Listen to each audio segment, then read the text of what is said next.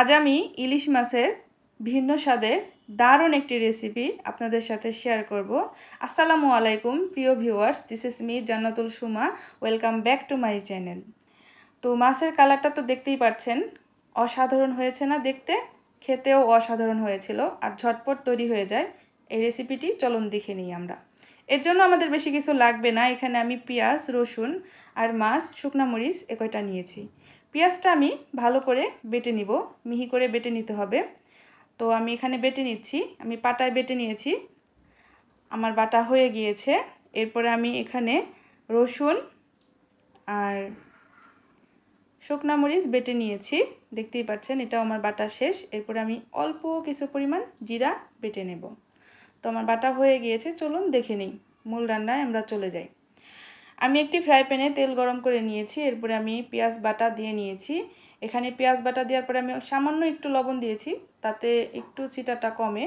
এরপরে আমি সেই রসুন আর মরিচটা বেটে রেখেছিলাম সেটা আমি দিয়ে দিচ্ছি। এরপর আমি জিরা বাটা দিয়ে নিলাম, দিয়ে আমি ভালো করে নেড়ে চেড়ে একটু ভেজে নেব।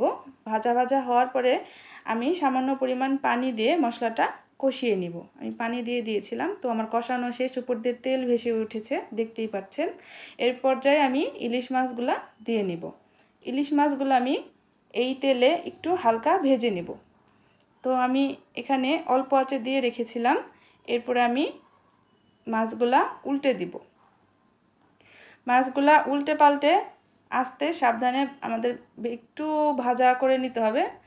তো এতে মাছের ভিতরে মশলাটা ঢুকবে আর টেস্টটাও ভালো আসবে। মাছটা কিন্তু অনেক নরম থাকে, সাবধানে উল্টাবেন এই পর্যায়ে। তো আমার কিন্তু উল্টে পাল্টা নিয়ে শেষ। এরপরে আমি একটু 1 কাপ পানি দিয়ে দিলাম, দিয়ে আমি ঢেকে দিয়েছি।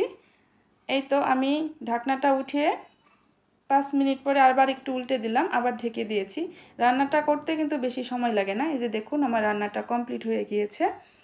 আর এই যেই কালারটা কিন্তু অসাধারণ এসেছে।